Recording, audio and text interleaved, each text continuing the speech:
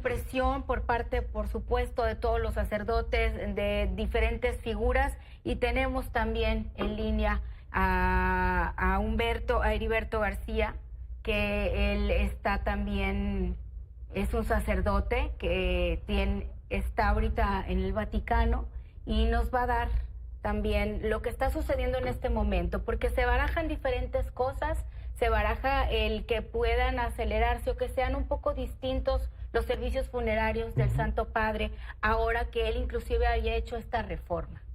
Padre, te escuchamos y te vemos. ¿Cómo estás? Buenas tardes para ti. Hola, hola, buenas tardes. Saludos desde el Pontificio Colegio Mexicano aquí en Roma. Hoy Roma es un caos, más de lo normal. Parece ser que las calles están llenas y es una sorpresa para todos nosotros realmente. El día de ayer vimos al Papa y aunque se veía un poco enfermo, pues no nos esperábamos algo así, tan repentino. Ni acá tampoco nosotros desde este hemisferio de la Tierra esperábamos pues una noticia tan devastadora, además porque lo veíamos en franca recuperación al Padre, de venir de un aislamiento, de un confinamiento por más de un mes, a finalmente encabezar actos públicos y ayer hasta recibir pues a un representante del gobierno de Estados Unidos. ¿Cómo reciben ustedes? Hay muchas instituciones, escuelas y demás grupos católicos representados justamente por sacerdotes ahí en el Vaticano, y hoy pareciera pues que la ciudad debería paralizarse en espera de noticias sobre qué sigue después de la muerte del Santo Padre. Pues realmente la ciudad está paralizada, está llena de tráfico y la celebración del día de ayer era multitudinaria. Fue la última vez que lo vimos desde el balcón para dar la bendición a Roma y a todo el mundo, que solo se da ahora por la Pascua y en Navidad. Pero lo interesante es que estamos ahorita de vacaciones, estamos normalmente los sacerdotes de todos los colegios, porque hay colegios casi de cada nación. Por ejemplo, yo estoy en el Colegio Mexicano, colaboramos en algunas parroquias, entonces estamos en la transición de regresar a Roma y estar de vacaciones. Esto por una parte. Las universidades ahora pues están cerradas, y con todo esto, con todos los turistas y todo lo que se viene, pues hace que Roma sea más caótica por la muerte del Papa.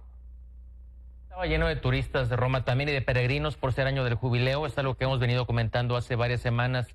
Esperamos que lleguen todavía muchas más personas seguramente. Sí, seguramente. Yo ya tengo aquí 3 años y los pasados 2 años se veía que había turismo, sobre todo en las vacaciones, pero ahora el turismo es distinto. Pues Roma ahorita está lleno de gente, se espera que lleguen todavía más.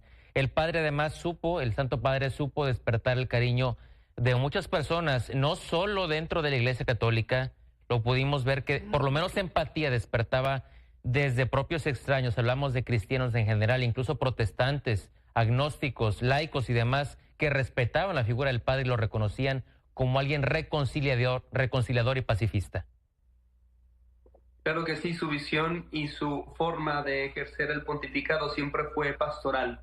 Desde el momento en el que él se formó y creció en Argentina, pues prácticamente lo forjó ahora para ser el pontífice, porque tenía una visión realmente desde la pastoral, con los brazos siempre abiertos, y lo repitió de muchas maneras en todo su pontificado, que la Iglesia tenía los brazos abiertos para todos, todos, todos, así como lo dijo en Lisboa.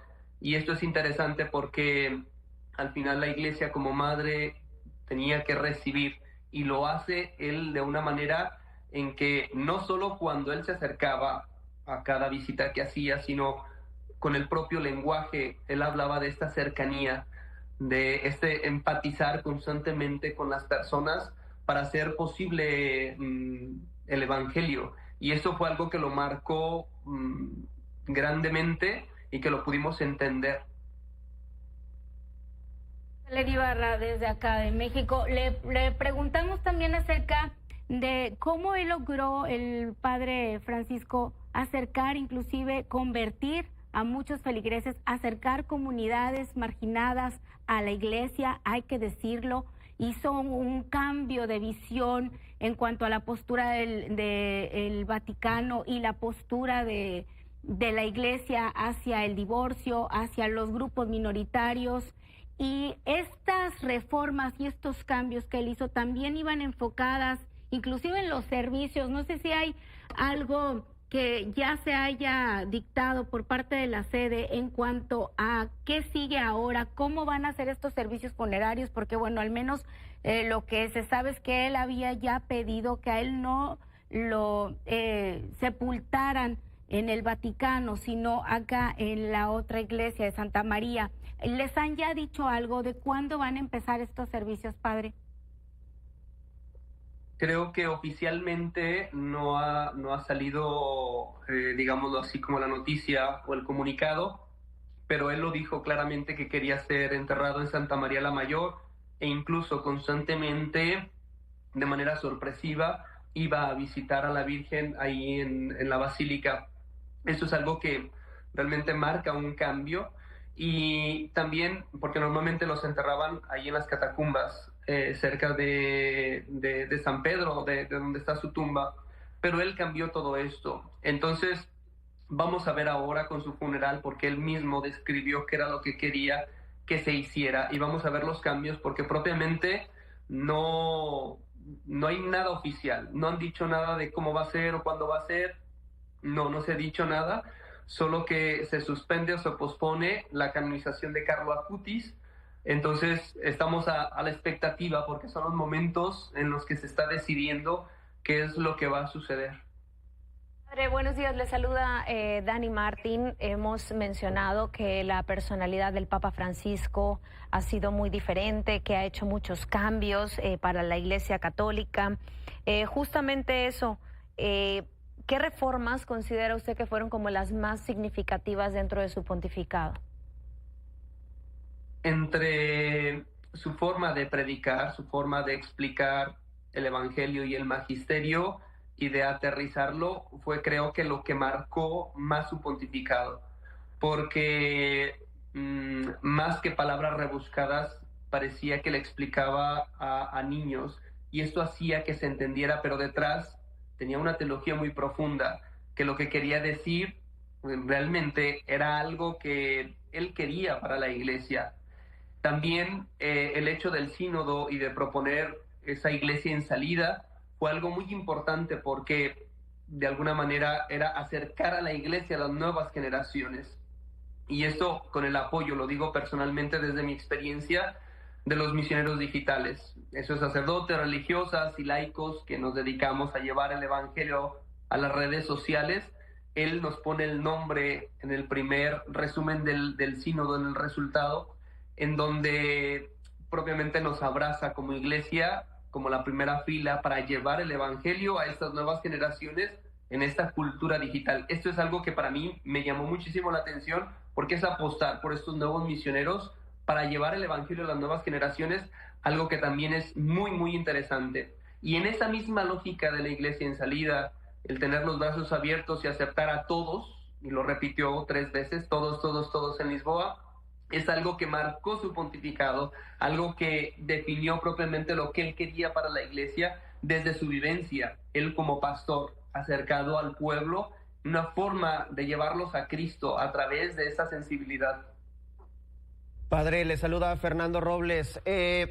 No es un secreto que también hay una parte del catolicismo que quizás no estaba de acuerdo con la manera de conducirse del Papa Francisco. Hoy día, de acuerdo a su experiencia y a su perspectiva, ¿dónde está parada la Iglesia? Es decir, un posible sucesor del Papa Francisco tendría que ir en la dirección que estaba conduciendo el argentino a la Iglesia, o quizás regresar a algo más conservador y una postura más apegada a los protocolos católicos, como era el caso de Benedicto XVI. ¿Cuál es su opinión al respecto? Bueno, es una pregunta muy buena que yo también quisiera saber, pero en realidad la iglesia es como un barco grande que no puede girar tempestivamente, porque hay católicos de todo tipo. Entonces, ¿qué es lo que pasa con esto? Se van haciendo cambios, pero son proporcionales y lentos, poco a poco. Ahora, hablando del número de cardenales que él ha hecho, de los que estaban. Es esta parte en la que se va luchando, porque nadie tiene un cheque en blanco firmado por el Espíritu Santo. Entonces la iglesia va moviéndose a esa velocidad que para muchos puede ser muy rápido, para otros puede ser muy lenta, pero al final necesitamos confiar en ese Pedro que Jesús ha dejado y que poco a poco va llevando a la iglesia, va llevando a la iglesia hacia Dios.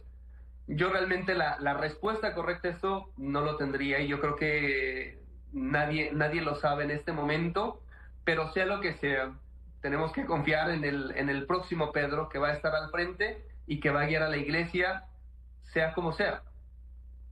Yéndonos a lo particular, usted en especial, ¿alguna experiencia propia que haya tenido del Papa Francisco o alguna anécdota que tenga usted cercana a Jorge Bergoglio?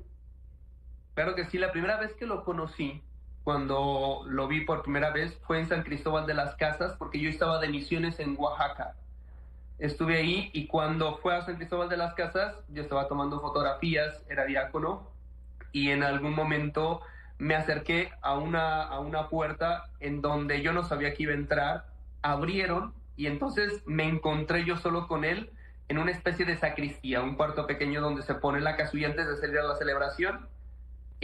Lo saludé y me tomé una selfie y lo que me dijo fue: de tonto no tienes un pelo. Para mí fue el primer contacto con un pontífice, que guardo ese recuerdo en el corazón, con esas fotografías, que luego en Roma me he tomado más fotografías y siempre con una apertura, siempre con una sonrisa, siempre he tenido la puntada de una selfie con él y siempre ha sido muy accesible, muy cercano.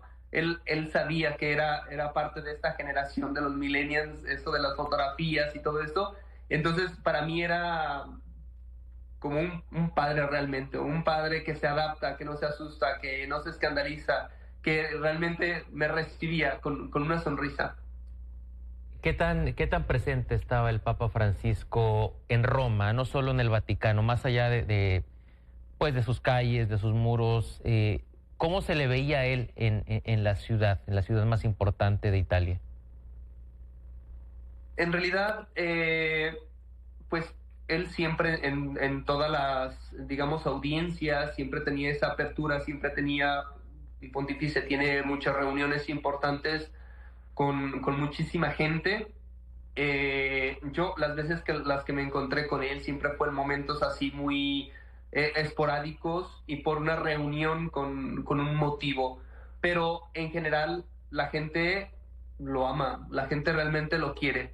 Ciertamente podemos encontrar todo tipo de opiniones, pero realmente esa cercanía, esas actitudes que él tenía de romper, a veces parecía que rompía los protocolos con esa cercanía, de salir a comprar, de ese tipo de cosas, realmente lo ponen como humano, realmente como un papa que lleva a la iglesia, pero al mismo tiempo que es una persona, que es un ser humano que también está luchando, y esto aterriza muchísimo y lo hace más sensible a los problemas, a las realidades, porque apoyaban muchísimo el hecho de que él constantemente en su último mensaje hablaba fuertemente porque quería la paz en el mundo. Entonces alguien que se está preocupando, que tiene esa sensibilidad, que ha sufrido también todo esto, pues le da una presencia y una comunicación, una fuerza mucho más grande que alguien que habla desde el escritorio, alguien que a lo mejor no lo ha vivido, y él se veía que lo llevaba en el corazón. Es que quería además. Sí, caray, qué padre. También quisiéramos saber, es una semana pues de Pascua, había mucha festividad, por supuesto, en el Vaticano, que es la sede.